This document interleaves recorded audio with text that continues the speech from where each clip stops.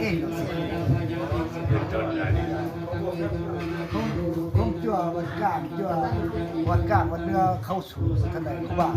เฮียนบนทึงล่ะเฮียนอยู่เฮียนบนทึงหมดคนเจ้าบ้านเธอยืนเลยจะนั่งมือแล้วคุณทราบสมัยก็เป็นสมัยสมัยที่บอกว่าสมัยคือว่านานคนจะสอบจะได้ ขอคุณพระพุทธขอคุณพระธรรมขอคุณพระสงฆ์จงมาเป็นสารณาที่พึ่งแก่พวกข้าน้อยทั้งหลายตลอดชีวิตเถิดอิมากันเจวามาตาปิตุอันนี้แหละเจ้าสวัสดีคนยังตักคนยังตักย่อเลยอันนี้ตักแล้วนี่หมอจ้าทำจ้าประธานอาหารหน่อยโต๊ะมาคอยถ้ามีกอถ้าสามโก้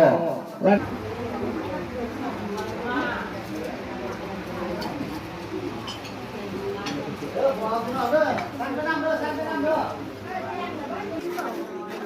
มาเด้อแต่ละพวกนี่ละเด้น้ำมันเนื้อผมอยู่เนี่ยฉันกินเขาก่อนที่จะกินละวันแล้วไม่กินเขาได้คือกันมันปวดก้นเมื่อไหร่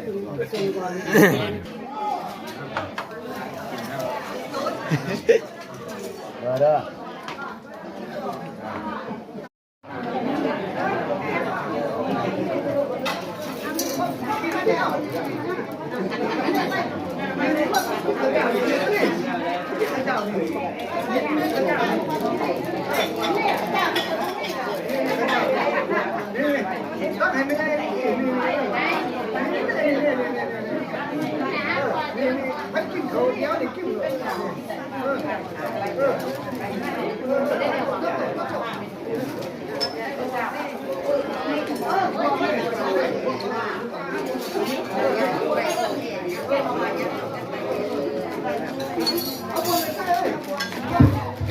ประเดี๋ยวให้ลูกร้านซูเปอร์รถเนาะมาขับเอาคูบ้าเอา